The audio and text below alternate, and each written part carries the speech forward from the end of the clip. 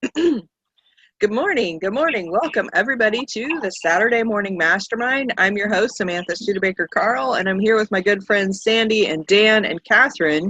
And today we're going to be talking about, again, Chapter 6 of The Wisdom of Sundays by Oprah Winfrey. I'm getting an echo somewhere. Oh, maybe it's you and Sandy. There we go. There we go. That's good. Awesome. Okay, hopefully everybody can understand what I was saying. So chapter 6 of The Wisdom of Sundays by Oprah Winfrey, and the topic is forgiveness and mercy. And last week we talked a little bit about mercy. I mean, we talked a little bit about forgiveness too. And part of it was just the fact that the Audible version is a little bit different than the book version, and we really like talking about both versions. So last week it was more about the Audible version, and this week I'm feeling like we need to talk more about the book version. So be excited for that. Yay. All right, guys. So I'm going to give everybody an opportunity to introduce themselves, and then we'll get this discussion going. So jump out. Hello, everyone. This is Catherine in Boulder, Colorado, and enjoying this book immensely. I also ordered the Just Mercy book, and I know that one's going to be fabulous as well.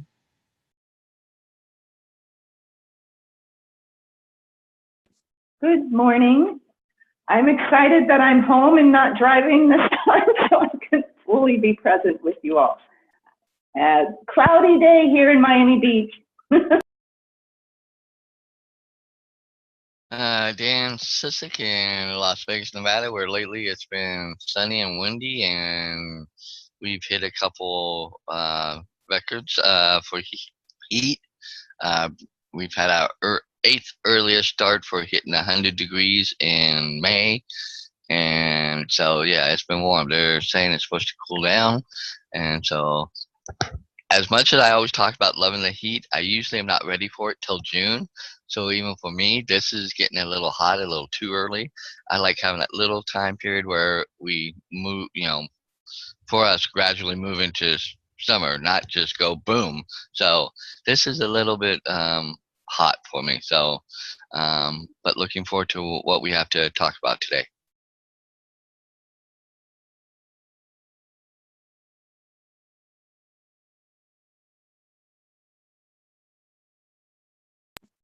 I'm happy to start. I'm already Did Catherine introduce herself? Did I? Yep, I sure did. Oh, okay. Sorry. My mind is, I don't know where my mind is. Yeah, jump out, Sandy, if you want to go ahead and start. I didn't know we were just going to pop out. So I had just read a part of the chapter while we were introducing ourselves, and I got tears in my eyes because actually the past 2 days, I don't know what it is. Like it's almost like this deep cleansing process. Like just in the middle of the day, I'll be like I'll just start crying. And then I'll feel better after that. And then I'll go through the thing again. It just feels like there's something deep is cleansing. And I know a lot of it is seeing some of the mistakes I've made, but also, saying, okay, that's done. But just, processing it the way I process it, not like beating myself up about it, but just seeing things in a different way and having a new awareness around things. So just like these moments of like, okay, I'm crying again. I don't really know why. And then I feel better. And then, anything would like little things would trigger it for the past 2 days, just as moments of like, ooh, and then I feel better again. So I just read this part from the chapter from Tracy Jackson. It's short, so I'll just read it. We spend so much time defending our mistakes, hiding from our mistakes, making excuses for our mistakes, and never just looking at them and going, whoa, this is me, this is me, this is my mistake. I'm going to clean up my side of the street. And we do something that I call the emotional Sherpa. We carry around so much baggage of all the stuff we've done, and we carry it around, and it's heavy, and we unload it onto others, which is completely unfair. A mistake is our best teacher if you just take it and go, I'm not a bad person. I made a mistake and I've learned a lesson. And any day you learn a lesson is a great day.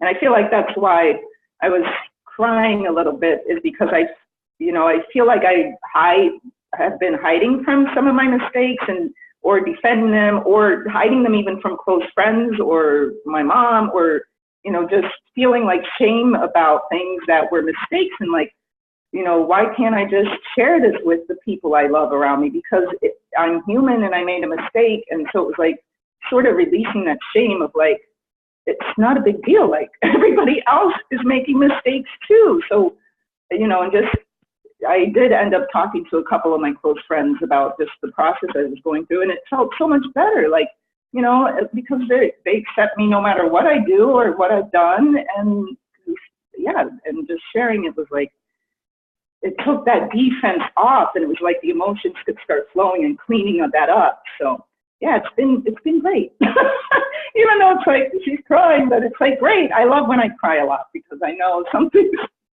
cleaning up. That's awesome, Sandy. And I had that page open too. I wanted to talk about that a little bit. I just think it's so important to give ourselves, well, you know, the mercy for ourselves, not just for other people, but for ourselves, and realize, you know, we are human and we do make mistakes. And you know, I used to beat myself up over stuff that I would do. And whatever it was, usually it had something to do with my husband, because he's, you know, my greatest teacher when it comes to stuff with myself. That stuff comes up with him all the time. And generally I'm being way critical, or I'm telling him what to do when there's no reason for me to do that. You know, I'm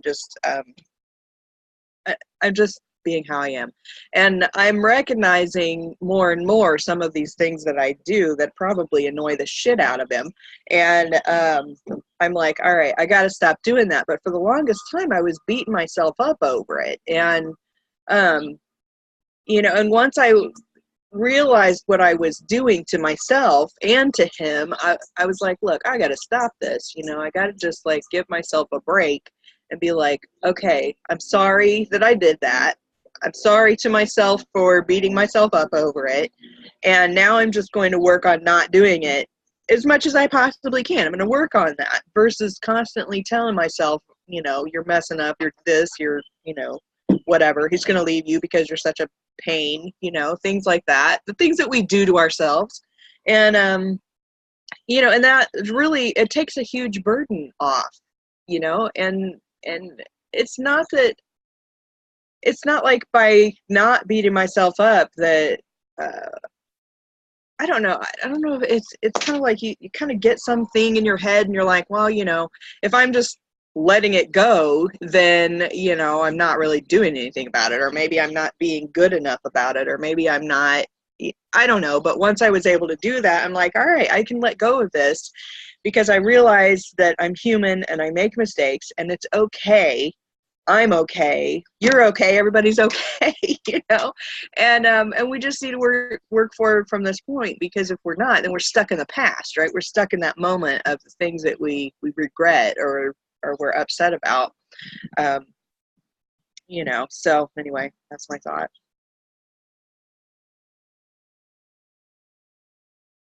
Sorry, don't mind my asking.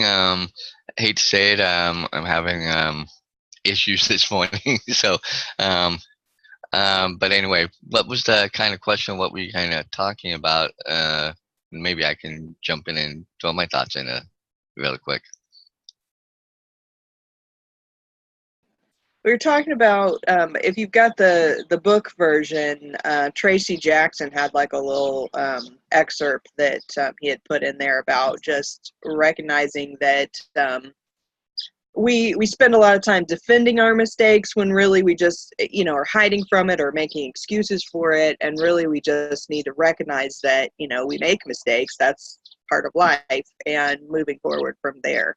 And then Sandy was just talking about how she had some experiences recently where she's realizing the same thing and working through that. And then I was talking about that as well.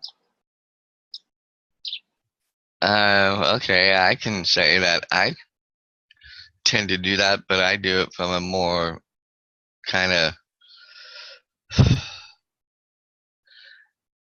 I'm sure you guys probably said from like a defense mechanism, but for me, it's more like a defense mechanism. Like, I hate to be wrong I know that I'm wrong in what I was assuming or something like that, or the mistake I made or something like that, especially if I kind of understand what's happening or what's going on.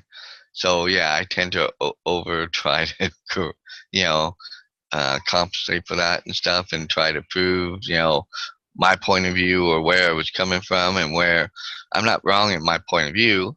It's just like you said, it's just realizing and getting to that point where I can say, okay, well, I effed up as on that, and take that experience, learn from it, grow from it, and next time maybe not be so quick to try and respond or do something, or make that same mistake again, and learn and grow from it, but learn to definitely let it go and don't let it constantly go over my head like I tend to do. I just tend to sit there and go over and try to replay everything when I can't redo it anyway.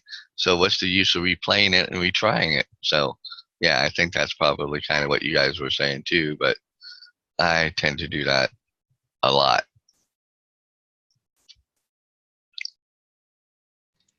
I can't switch off the screen because I'm recording, but there's a quote, I think at the very beginning of this chapter, about, I think it says forgiveness is giving up on wanting the past to be different than what it is, or something like that. I don't know. And we can't change the past, so how long are we going to beat ourselves up over it? I mean, it's kind of pointless if you think about it. I try to really watch my conversations that I'm having with people, because I really do believe that we speak what we most need to hear. And I especially pay attention to the conversations I'm having that are annoying me. Like, the ones that are kind of rubbing me a little bit, because there's something there that I need to listen to or pay attention to. And pretty much if you do that, you'll find that whatever, advice or whatever you're trying to give out, or whatever you're like aggravated about because there's some judgment going on, whether you realize it or not. Like, if you really look at it, you're judging something, and then if you look, you'll realize that you're doing that somehow in your own life. Maybe not the exact same way that they're doing it, but it's still the same. Like, it's all the same. So, I think we can learn and grow every day, but not if we're stuck in the past.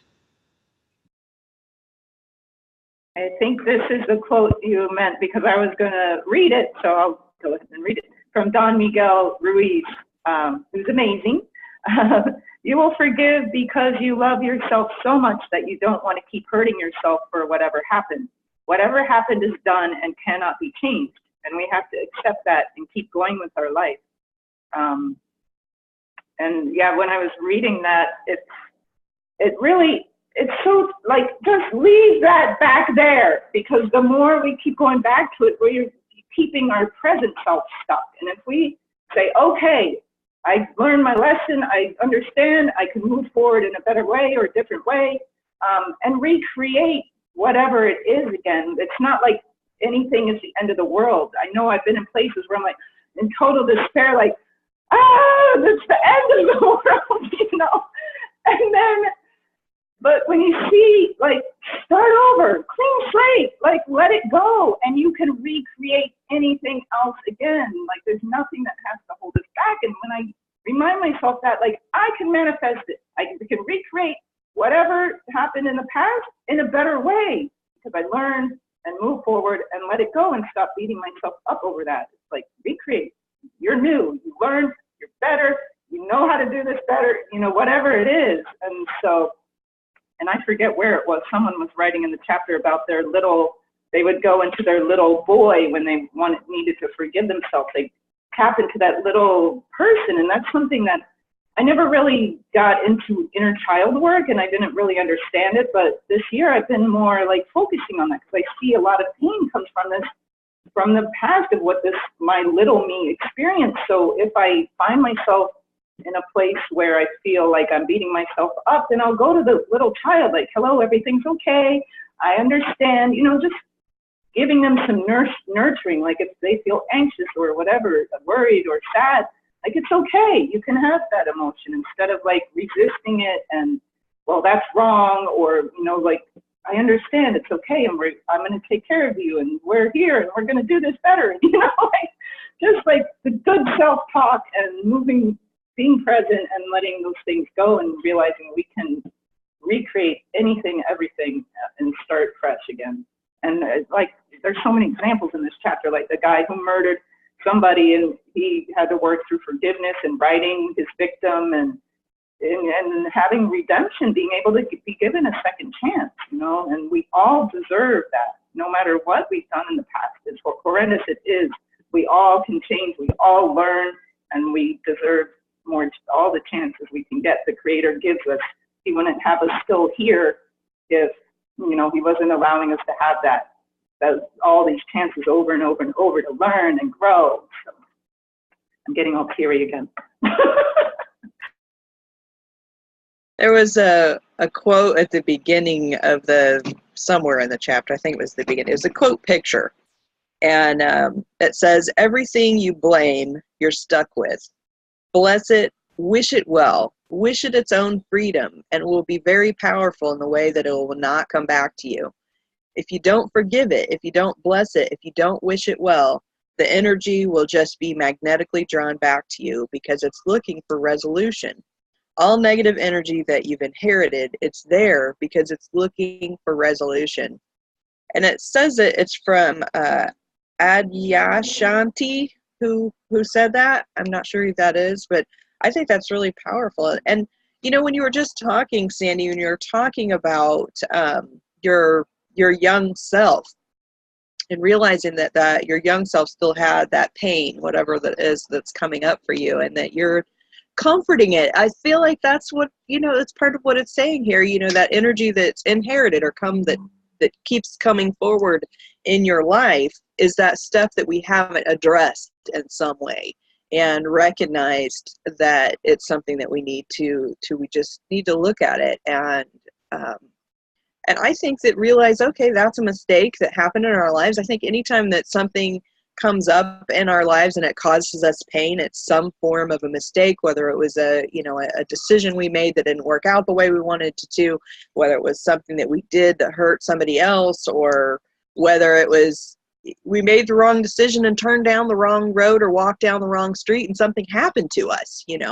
I mean, it's recognizing that stuff that we did that caused whatever to happen, and just being like, look, it's okay, we're still here, we're good. I mean, I don't know, that's kind of my thought on that. I think inner child work is extremely powerful.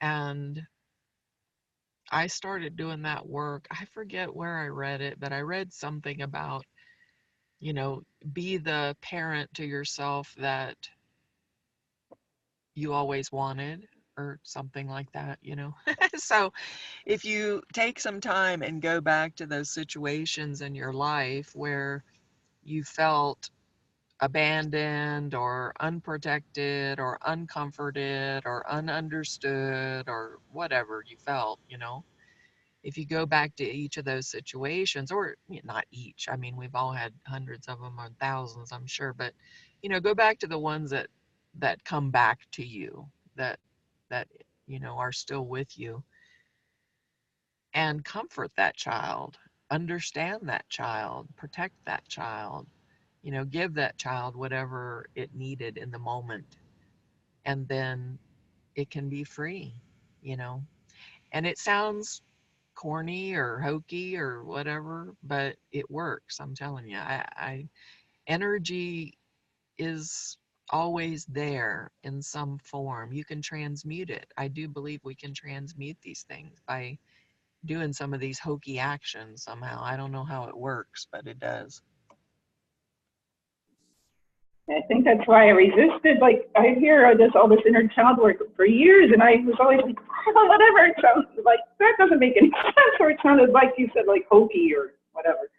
But yeah, in the new year, I was like in a meditation ceremony with some friends, and something just happened. It was just like boom, like I dropped into my inner child all of a sudden. Like, and so I'm like talking, and I'm like, this is interesting and weird, and so I'm talking to her, like in myself, and it was just like, wow, like for probably an hour straight, I was just like soothing, talking, and it was amazing. It was so transformative. And I'm like, oh, now I understand what this inner child hokey stuff is. And it really is so transformative. Changed my life.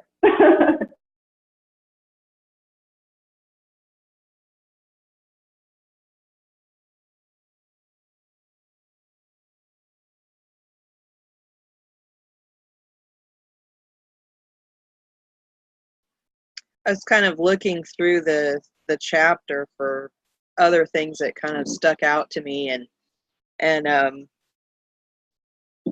thought I would just read this one from Mark Nepo. He's talking about paradox.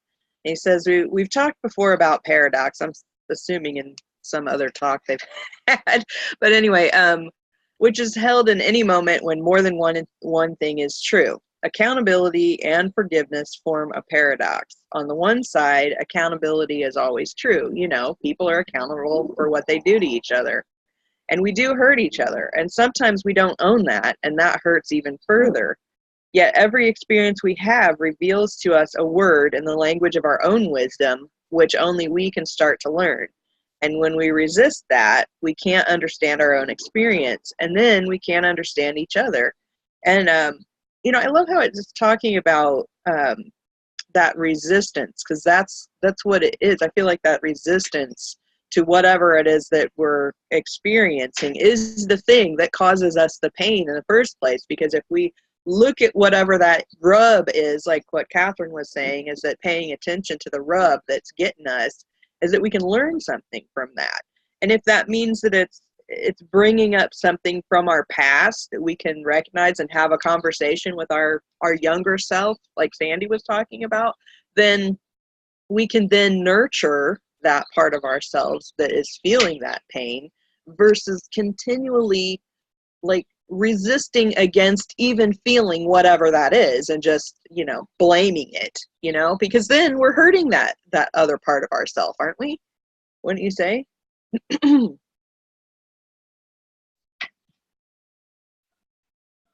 know what you guys think.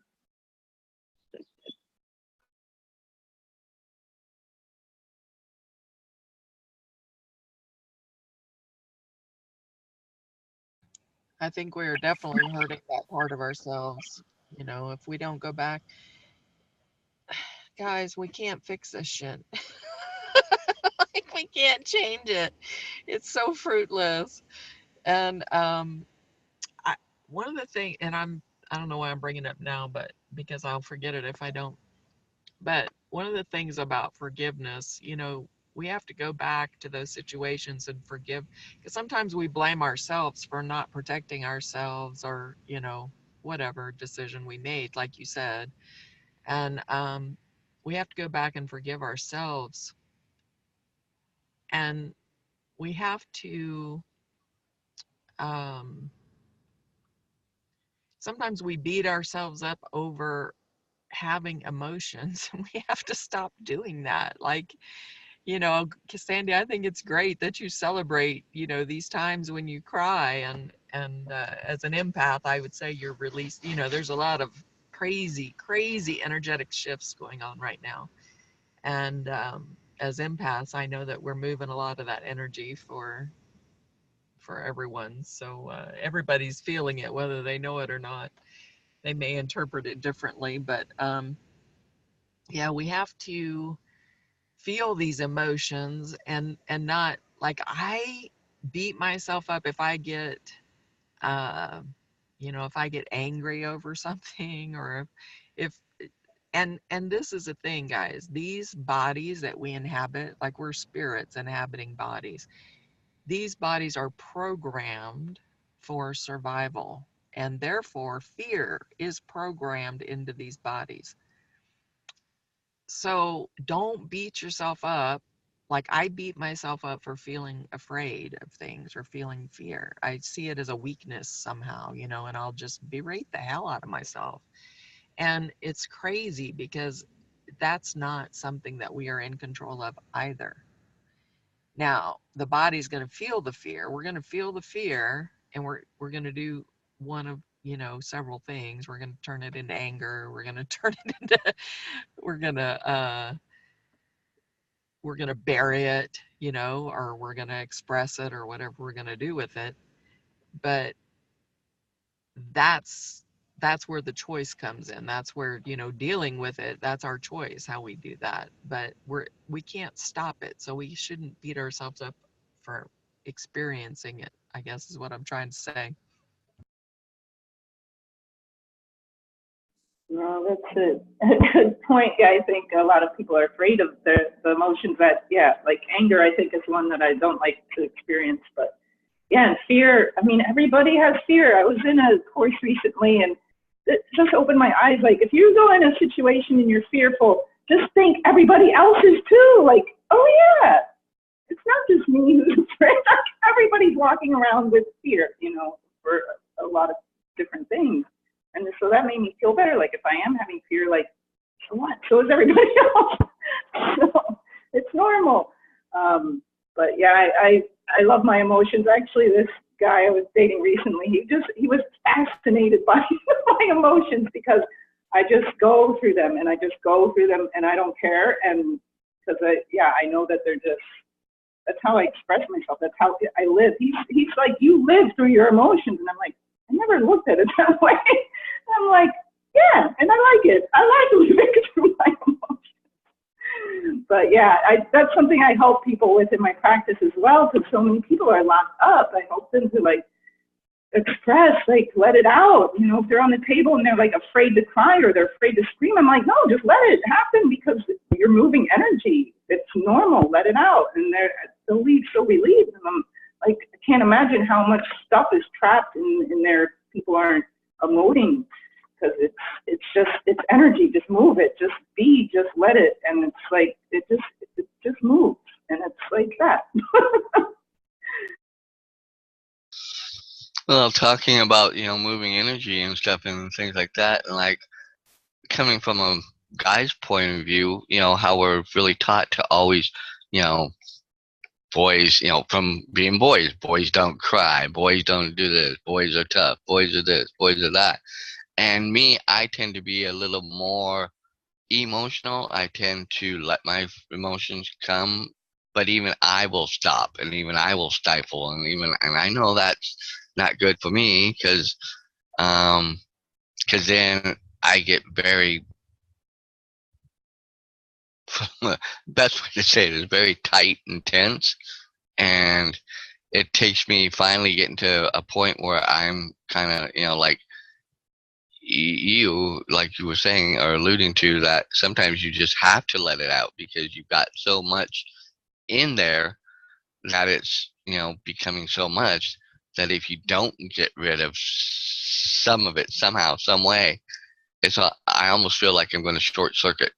That's the best way to say it.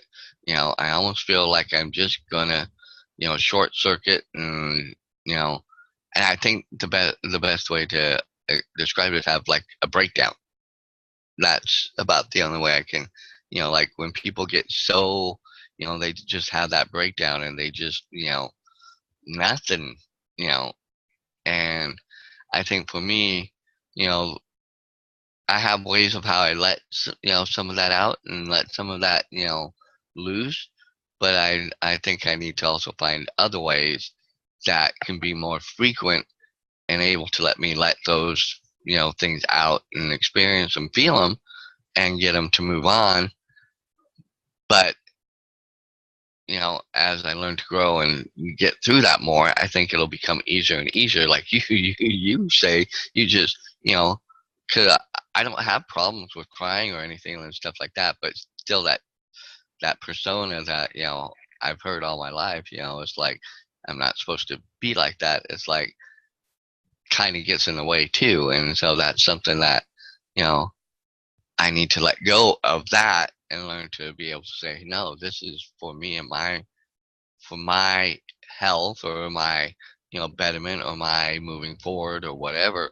And hopefully people start to learn and see that it's not, you know, we're not doing any favors to anybody by giving those stigmas or putting those things on and attaching those things, because that doesn't, because everybody's different. We're all wired a little different. We all have different ways of how we need to express, handle, do, go through things. And I think if we learn to stop putting blanket things on people, that will help free a lot of people up and unearth a lot of energy that's out there that needs to be let loose and opened up, and let new energy and better energy come in. You know, just general in the whole, you know, human race. You know, it could be a big shift that, you know, is just waiting to happen too. There's a great book. This guy, Lewis Howes, he talks, I think the book is called Mask of Masculinity. And he realized he was going through some injuries, so he was like bedridden for a while, I think, or something like that. And so, you know, he really realized, yeah, this stigma that, you know, that men can't cry or men, you know, don't show their emotions. And he really opened it up for a new conversation now for men to be able to have that and to have a connection that, I mean, I know naturally women are more, you know, they are more in touch with their emotions biologically and all of that. But, you know, I think, you know, it's normal if a guy, you know, wants to cry, then what, you know, he wants to cry. And, you know, and even for me growing up, I would hide my emotions because my mom would think I'm crazy. Why are you so angry right now? Why are you crying again? And it got to a point where I'm like, I guess I can't express it. So I wouldn't ever really talk to people about my emotions growing up, my friends or nothing. It wasn't till maybe a decade ago where I really started to be like, what the hell? What have I been holding in? I'm an emotional person. I've been my whole life, and I shut it down. And once I opened it up, it transformed my life. And it's like, I love it. I love being emotional. But yeah, I understand it's different for men, and yeah, something to break down. And of course, everybody's different, women and men, and in the way they deal with emotions and carry themselves and stuff. But if I'm emotional, I don't care where I am. If I'm crying with a patient, they're like, oh, and people just appreciate it because they're like, whatever, you're being real. I'm like, okay. I'll feel bad for a minute, and they're like, oh, that's awesome. And I'm like, okay.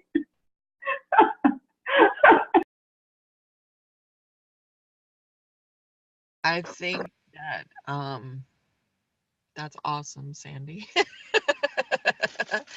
that you know, have let that genie out of the bottle, so to speak. And Dan, I think you're right. You know, men are definitely,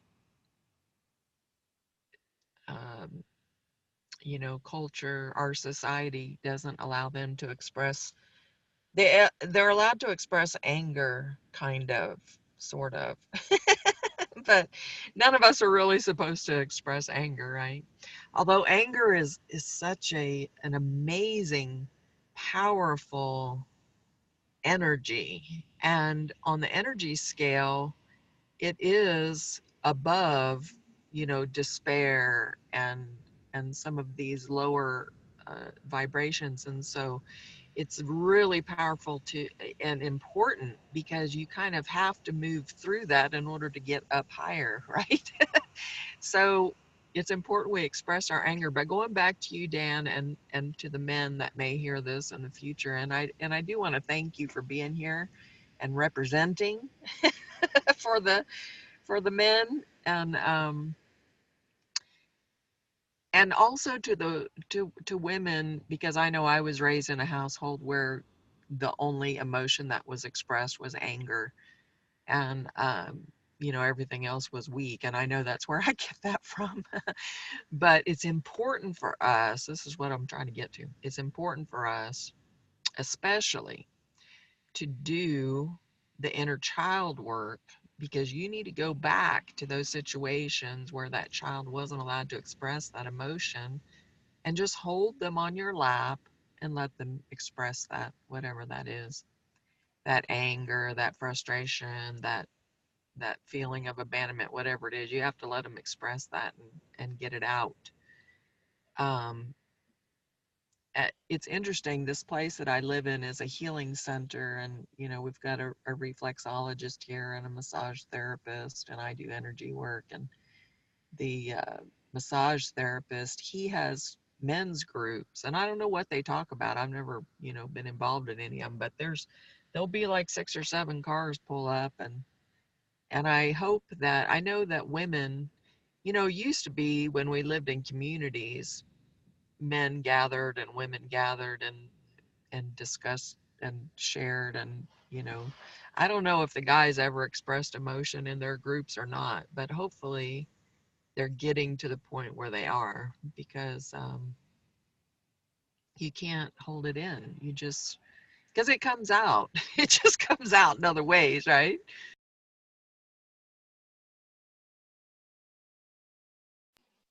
Yeah, for sure. I agree with you. It does end up coming out in other ways. And I think sometimes, when I get teary-eyed or I get angry about it. I don't know why.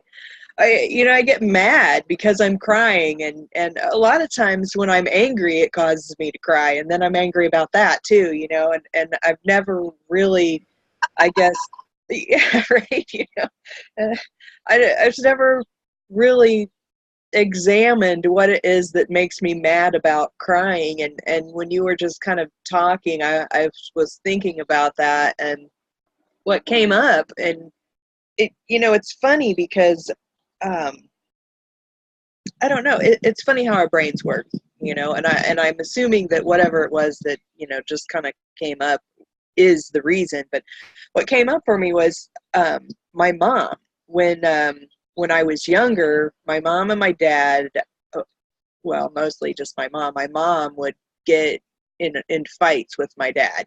Angry, verbal, upset fights. And I say just my mom because my dad would just sit there and take it, and he wouldn't respond, because no matter what he would respond, she would be even more angry, so he just wouldn't say anything. And at the time I had no idea what was causing all of this. And of course, now that I'm older and I can look at kind of look at what I know about her life, and I can understand all of her emotional frustration with my dad and all of that. But at the time, it just seemed so crazy that she would be so mad at him all the time, because I was young and I didn't understand all of that. And it made me angry at her for all of this anger she had, So I don't know. Maybe that is, maybe that's part of it, is that, um, because she would get all angry and she'd yell and scream and she'd be crying, and my dad would just be sitting there watching television, acting like she wasn't even there. And I know that made her even more mad. And then she would get to the point where she would piss him off so much, he would finally say like one thing that, of course, would push her button even more. And then she would storm out of the house and get in her car and like do donuts in the front yard to get out of the driveway. And and that was kind of funny, but at the same time I'm like looking at that like, what the hell, and just experiencing all that anger in my childhood, and all that emotion. And I guess that with me, when I would get emotional, is that I would be angry about that, being like, I'm not going to be like her. I don't know. Maybe that's what it is. I have no idea, but that's kind of what popped up when I started thinking about that just now. Interesting. So go back to your inner child and cuss her out, girl.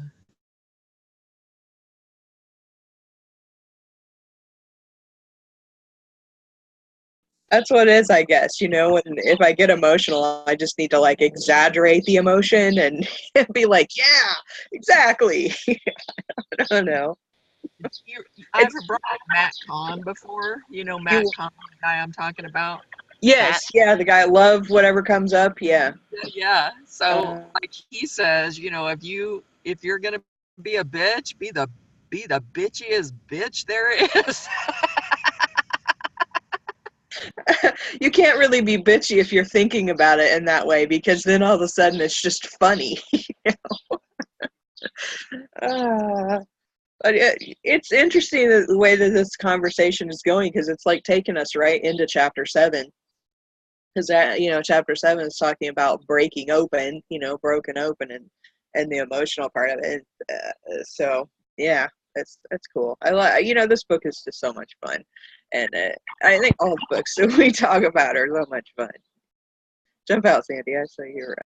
Oh, I'm just like, yeah, Oprah knew how to like put this in like perfect order, like it just like goes like perfectly, like with the way our conversation wants to go. The next chapter is always like, oh yeah, that's right, that is the next step. So yeah, good stuff. I don't know. I don't know. I just popped out.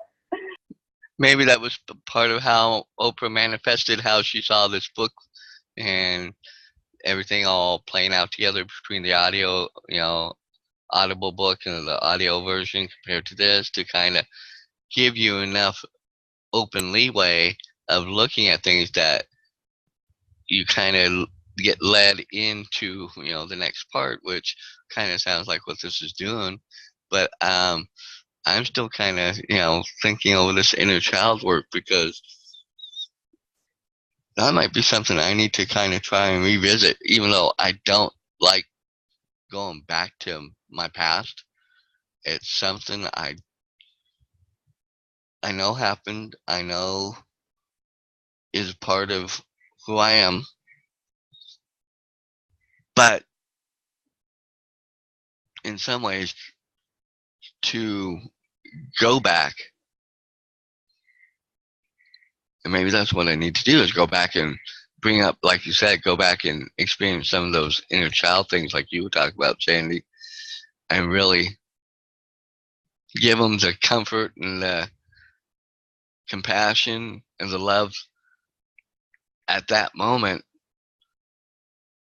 that I wished my parents would have been from myself, I guess, in a way. Exactly.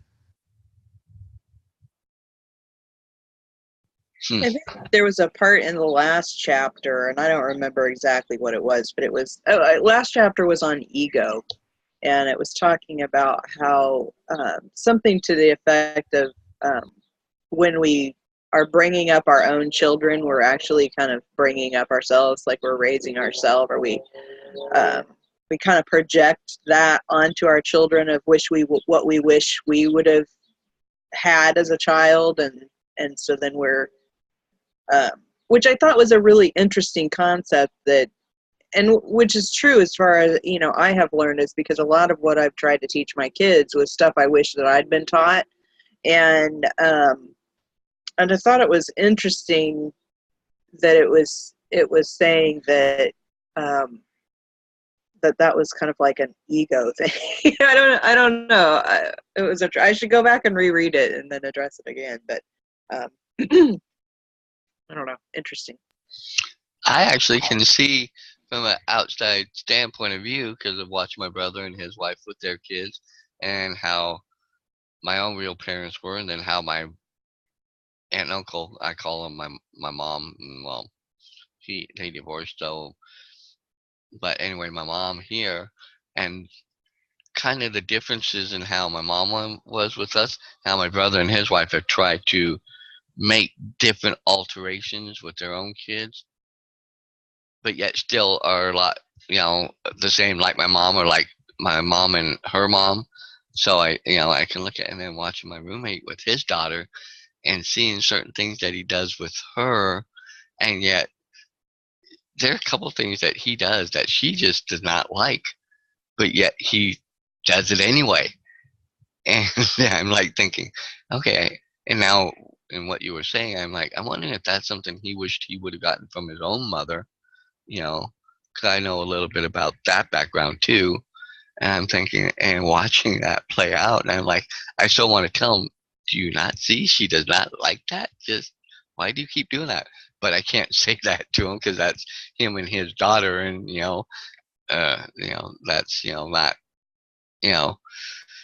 unless I could find a way of saying it without even saying it, which I'm still thinking about, trying to figure out ways of. Does he read books? Yes and no. If he would read the love languages, that's something that I wish I had read when my children were young. I didn't find that until I was an adult, but it really helped me understand why some of the things that I tried didn't work with my different children or my parents or my friends when I look at their love languages. Yeah, that's something I've learned between like me and my mom. You know, and my mom is a certain way, and it's like that just does not work for me, mom. And when you do that, that just totally rubs me the wrong way. But yet at the same point, you know, it's almost like, well, how do I tell her that without having it become a big, drawn out issue and that's just a whole nother story. But yeah, because I've seen it and noticed it within me myself, again within my own family and confines of that and stuff, that we all do have a different way of how we deal with things and perceive things, and how to get things to go across the right way as opposed to the wrong way.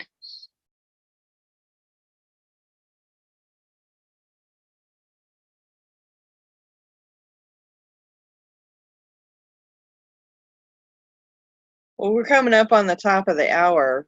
Do we want to just final word on forgiveness and mercy before we wrap up for today? And don't really have time to start next chapter yet.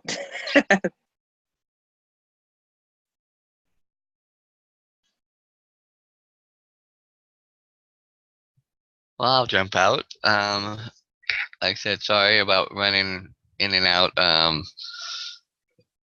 Unfortunately, I've eaten kind of good within the last day, except better than I normally do, and so my body's reacting to that. So that's why I've been like jumping off for a minute or two and stuff and things like that.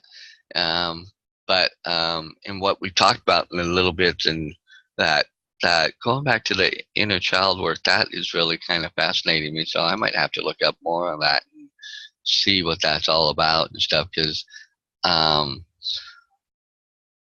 while I know I can't really go back and fix that past, but maybe if I can address some issues within myself, um, maybe it won't be such an issue going forward, and maybe might free up some energy and allow more positive energy back in that I could probably really use in my life and help me move even farther along than you know, than I am and where I'm at and where I've gotten to. So that was very helpful.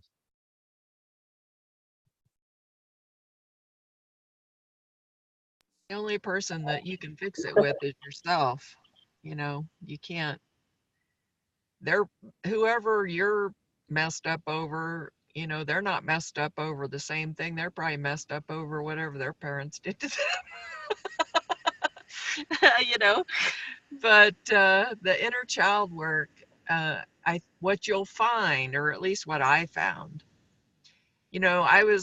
at first I was resistant to it because I thought it was just hokey. Once I got past the resistance, then another layer of resistance came in that, I don't want to relive all that shit. I lived through it once. I don't want to relive all that shit. But what I found was that they don't necessarily want to relive it either. They just want somebody to be there to hold them and be there for them and love them. And they don't necessarily have to emote all their anger or all their whatever it was. They just want somebody to be there for them, because at that moment they didn't feel like anybody was there for them in whatever capacity, you know. So it's much easier work than what you think. And then another what I find delightful aspect of it is that then they're going to want to come play. They're going to remind you to play once they're active in your life again. And play is a good thing, and laughter, just, uncontrollable laughter, and they'll do crazy shit to make you laugh. So, but, forgiveness and mercy, have it for yourself, have it for everybody, because, you know, every one of us is a spirit that came in to these situations, and we're just really all doing the best we can, and I think that's this book, Just Mercy. I'm looking forward to reading that, because I think that's going to, solidify that even more so in me. And because people, it's hard to be human. I don't know about y'all. I don't know if I was just on a different planet last time or what, but this stuff is challenging. And I'm just really grateful to be here with you guys.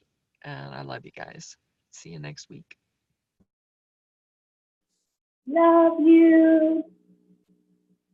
However you said something, Dan, resonated, but I don't remember how you said it. Something about letting something go so you could put something new in, but yeah. I was going to say something along it, but I forget. But yeah, you're talking about mercy. It's like it's what you give to people who don't deserve it. It's what you give to people who haven't asked for it. And I mean, it's amazing when you actually do this. I don't know. Like yesterday when I was going through whatever, like I was sort of like in this roller coaster of emotions, and I'm shopping in the grocery store, and it was just like people were like, I don't know, so nice to me out of nowhere. Like usually people are in their own world and I'm in my own world, but like everyone, like the cash register guy kept asking me questions, like he was all genuinely interested in things about me, and he loved my outfit. And I was just like, it felt so good, like, because I was just like in this, I don't know, it was just like getting mercy back for feeling like I've been aware of doing that more for people, like giving, even if, I might not like somebody or feel like they deserve it, like being there. So that was interesting to see, like how it comes back when you are in those places where you like might feel alone, or nobody understands me, or I messed up, or, and then like just this magic kept happening all day yesterday, even though I was like in this internal roller coaster. And I like what Michael Singer had said here in the chapter 2 about you must die to be reborn, letting go of your personal self, psychological self, of the complaining voices. And Oprah says your identity, and Michael says all that. Oprah says your image, all that. And Michael says yes. You must be willing to let go of who you think you are to be who you are. That's what I meant by you must die to be reborn. And as you let that go, God will help pull it out. And that's, I mean, when I'm reading that, I'm getting the tears again, because it's sort of like that process that I feel like I'm going through the past couple of days. It's like this letting go of who I was, like looking at the mistakes I made, or the things that I may have, whatever, I could have done this differently. I could have done this. Like a lot of it was looking at debt yesterday, like student loans, and like just how I was with money, and like, what the hell was I thinking? And I was so lost. But it brought me to a place of like where I can help others, where I'm super more aware now, where, and just these things that we're going through, like, okay, that's who I was, but I am somebody completely different now. And it's like driving home yesterday, it was like something popped in my awareness, and the world just felt different and looked different. And, like you'll have these moments where it just be like, something shifted, and I don't know what it is yet. It's just, you get a different view, and things look different. And I think we can sort of see this if we look in the past of our life, like how things can change so dramatically sometimes. And in the moment, we're like so caught in this whirlwind. But when we look back, we see these levels that we've like progressed, and we become a different person. And so I feel like yesterday, when this moment of like, wow, something's different. I'm different. The world's different. Like, it was just like this, one of those moments that maybe happens, I don't know, once a decade or something, where you're like, oh, okay, something's different. Something shifted here. I'm on a new new realm or something. I don't know how to explain it. But yeah, so this chapter is like so perfect for me this week. Thank you all for sharing. It was an awesome conversation that took lots of awesome turns and different subjects. So good to see you all. Love you. Awesome, guys. I don't really have anything to add at this point, so we'll just look forward to next chapter. And I want to give everybody a thing to think about, because at the beginning of the chapter, Oprah says one of the favorite questions she likes to ask on Super Soul Sunday is, what is the lesson that took you the longest to learn? And I want to leave us all with that thought, so that we can talk about it when we start up next week. So what is the lesson that took you the longest to learn? And so think about that. Okay, guys, have a great, awesome, amazing weekend. And for those of you who are watching this, if you want to participate with us, just jump over to Facebook. There'll be a link below this video where you can get into our Facebook group, and you'll get all the information that you need over there in the pinned post. So with that, we'll see you next week, and bye for now.